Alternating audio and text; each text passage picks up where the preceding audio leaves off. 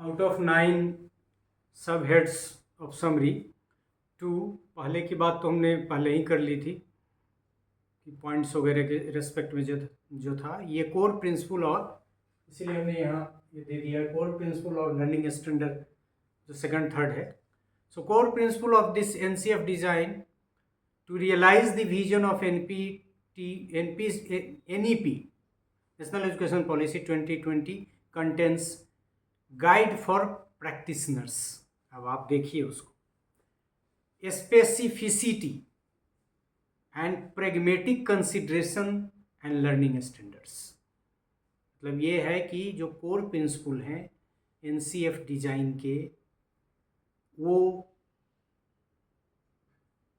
Realise करने के लिए विजन को NCF नेशनल करिकुलम फ्रेमवर्क के माध्यम से NEP का और उसमें है guide for practitioner, specificity, pragmatic consideration and learning standard. और यदि हम लर्निंग स्टैंडर्ड की बात करें तो learning standard is about broad aims of school education. पहला ब्रॉड स्कूल एजुकेशन के जो ब्रॉडर एम्स हैं, values and dispositions, capacities and knowledge. और ये जब आप पढ़ेंगे ये सब हेड्स हैं, मतलब ये भी आप देखेंगे तो बुलेट के तहत ये छोटे छोटे सब हेड्स हैं कि broad aims of school education उसको एक्सप्लेन किया हुआ है, values and disposition, capacities and knowledge को डिस्कस किया हुआ है. एंड तीसरा curricular aim, goals, competencies and learning outcomes.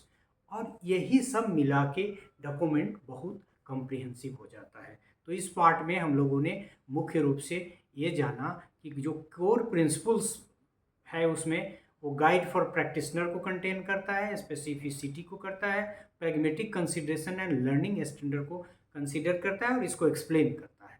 दूसरा कि यदि हम इसके लर्निंग स्टैंडर्ड्स की बात करें तो ये broad aims of school education को ऑब्वियस अचीव करने की बात करेगा, values, disposition, capacities and knowledge को अचीव करने की बात करता है, curricular aim, goal, competencies and learning outcomes को आइडेंटिफाई करके उसको अचीव करने की बात करता है.